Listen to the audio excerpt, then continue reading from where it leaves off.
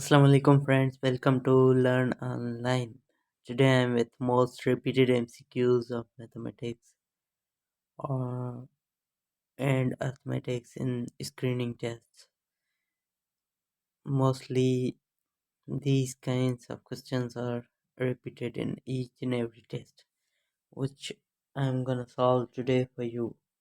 आज जो है वो मैं प्रॉब्लम्स लाया हूँ जो अक्सर स्क्रीनिंग टेस्ट में किसी भी तरह की स्क्रीनिंग टेस्ट हो, FIA की हो, IBA की हो या अपनी FPR की हो, तो उसमें जो है इस तरह के क्वेश्चंस अक्सर जो हैं वो रिपीट होते हैं। तो मैं आज लाया हूँ आज कॉन्सेप्ट्स भी इन क्वेश्चंस के मैथमेटिक्स के अगर इस तरह के MCQs आपके सामने आ जाएं तो कॉन्सेप्चुअल बेसिस पे आप इनको कैसे सॉल्व करेंगे। तो चलते हैं पहले जो है MCQ की तरफ, इसको हम सॉल्व करते हैं। A primary school had an enrollment of 850 pupils in January 1970. In January 1980, the enrollment was 1120 pupils or students. What was percentage increase for the enrollment? Problem में है कि एक प्राइमरी स्कूल में 850 जो हैं तलबा जनवरी 1970 में थे, तो 1980 में जो है एनरोलमेंट इंक्रीज हुई 1120 की। तो what was the percentage increase for the enrolment. चलें देखते हैं अब इसको कैसे सॉल्व करते हैं। सॉल्यूशन की तरफ चलते हैं। हम सॉल्यूशन में लेते हैं, पहले आप लें न्यू नंबर यानी कि चेंज कितनी आई है वो लें 1120 1120। उसमें से ओल्ड जो है यानी कि पुराना नंबर 850 है, तो वो आप माइनस कर लें तो कितना बचेगा, ये बचेगा तकरीबन 270। अब चेंज कितनी आई, 270 की जो है वो इंक्रीज आई, किस में आई, 850 में। तो 270 डिवाइडेड बाय 850 इंटू 100 करेंगे तो हमें टोटल परसेंटेज का पता लग जाएगा कि कितनी चेंज जो है वो इसमें आई है। चलते हैं इसको सॉल्व करते हैं। 0 से खत्म, 2 टाइम्स 5 आर 10 एंड 1 टाइम्स 5 इज 5, 3 इधर गए 7 टाइम्स। तो ये हो गया कितना, इसको आप सॉल्व करने की कोशिश करें। 2 times 0 is 0, 2 times 7 is 14, 1 carry on, 2 times 2 is 4 and 1 5 and यहाँ पे हो गया 17। तो 3 टाइम्स जो है 17 पे टेबल लगेगा, वो होगा 3 टाइम्स 51 होगा। तो 30 पे 17 का जो है एक बार ही लगेगा, 2 बार तो 34 हो जाएगा। 31 पॉइंट दें क्योंकि 13 यहाँ पे बच जाएंगे, 13 यहाँ पे बचेंगे। 13 को आप 0 दें तो ये हो जाएगा कितना, 130। 130 पे आप जो है टेबल लगाएं, 3 टाइम्स है 50, 1 6 टाइम्स होगा अपना 51 एंड 51 102, 7 टाइम्स जो है वो होगा 119। तो यहाँ पे आप 7 टाइम्स इस पे टेबल लगा लें, वो कितना होगा 119। तो यहाँ पे बच जाएंगे कितने, 11। तो इस पे लगेगा 6 टाइम्स। 6 टाइम्स लगेगा 102, तो यहाँ पे बचेंगे 8। 8 को आप 0 दे दें, 3 तक चलाइएगा, ज़्यादा आप नहीं जाइएगा, ठीक है। तो 3 टाइम्स होगा 51, 4 टाइम्स होगा अपना 68, एंड 5 टाइम्स होगा, 5 टाइम्स होगा कितना, 5 times 7 is 35, 3 carry on, 1 times 5 3, 85 हो जाएगा। तो 4 टाइम्स इस पे आप लगा लें। हमारे यहाँ आंसर अब कितना आ रहा है, 31.764, 31.764% जो है वो हमारी, यानी कि पीपल्स की पॉपुलेशन में चेंज आई। तो यहाँ पे हमारे पास करेक्ट आंसर कौन सा है, 31.76 का, ये वाला। चलते हैं दूसरे प्रॉब्लम की तरफ। दूसरे प्रॉब्लम में है कि a man bought a flat of Rs 820,000. He borrowed 55% of this money from a bank. इस अमाउंट की 55% बैंक से उधार ले ली। तो ये अपना कितनी अमाउंट है, 8,20,000 की कितनी 55%, परसेंट मीन्स 100। बहुत ही ईजी है, 2 ज़ीरोज़ यहाँ से ख़त्म कर लें, 2 ज़ीरोज़ यहाँ से ख़त्म कर लें। तो अब हमारे पास बचा 8,200 इंटू 55।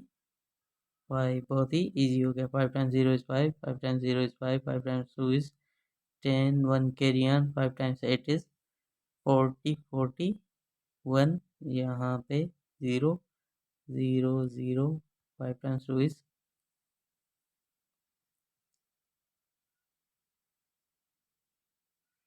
10, 10 का एक ऊपर गया, 5 टाइम्स 8 इज़ 40, यहाँ पे हो गया 41। तो अब इसको आप ऐड कर लें, 0 0 0, 3 0 यहाँ पे दें, 1 यहाँ पे दें, और 4 एंड 1, सॉरी, ए जो है वो हमारा ये वाला करेक्ट आंसर है। 4,51,000 जो है वो होगा 55% ऑफ 8,20,000 जो इस बंदे ने बैंक से जाके बारो किया और अपना फ्लैट ले लिया। अब चलते हैं दूसरे प्रॉब्लम की तरफ। ये देखें, ये प्रॉब्लम है, the number whose 7 is 42, find the number. 7% जो है 42 है, तो वो नंबर आपने क्या करना है, ढूंढना है। जब भी इस तरह का आपको प्रॉब्लम आ जाए तो क्या करना है, कुछ भी नहीं करना। 42 जो जो नंबर दिया गया है वो आपने न्यूमरेटर में रखना है, और परसेंट जो है वो आपने डिनोमिनेटर में रखनी है। ढूंढना क्या है, हमने 100% ढूंढना है, तो यहाँ पे हमने 100 दे देना है। तो अब इस पे टेबल लगाएं। 1 times 7 is 7, 2 times 7 is 14, 3 times 7 is 21, 4 times is 28, and 5 times is 35, 6 times is 42। तो ये हो गया कितना, 6 और 100 आपस में मल्टीप्लाई कर लें तो हमारा आंसर आ गया 600। क्या है आंसर, 600। जब हमने डिवाइड किया 42/7 को और 100 के साथ मल्टीप्लाई कर लिया तो हमारा आंसर आ गया 600। तो करेक्ट है डी। उम्मीद है ये आपको जल्दी में समझ में आ गया होगा। दूसरा है the number whose 17% is 51। 17% is 51। तो जितना परसेंट का डिजिट्स बता रहा है वो आप ऊपर रख लें न्यूमरेटर में, और जो परसेंट बता रहा है वो आप बना लें इसका डिनोमिनेटर। तो पूछ क्या रहा है, the whole number. Whole number कौन सा है, 200 है, 100 है, 210 है या 300 है। तो वो हमने मालूम करने के लिए क्या करना है, 100 के साथ मल्टीप्लाई कर देना है। 1 टाइम्स 17 इज 17, 3 टाइम्स 17 इज 51। अब डिनोमिनेटर के साथ आप क्या कर लें, मल्टीप्लाई कर लें, तो वो होगा 300। तो हमारा ऑप्शन जो है वो सी है, वो है 300। अब हमसे पूछ ले for example 18% is 20, find the number. तो हमने क्या करना है, नंबर ढूंढना है, कौन सा, 20% का फुल नंबर। तो अब किसकी परसेंटेज है, 20 की 18% है। तो 20 बना लें अपना क्या, ये न्यूमरेटर, और 18% जो है वो आप डिनोमिनेटर बना लें, इनटू कर लें 100 के साथ। तो आपका आंसर जो है वो क्या होगा, 2000 अपन 1800। इसको आप डिवाइड कर लें, जो भी हो है वो आपको नंबर मिल जाएगा। या दूसरा आप ले लें, फॉर एग्जांपल 10% इज 100, सॉरी 100 नहीं, 10% इज 50। तो फाइंड द नंबर, नंबर कौन सा होगा वो।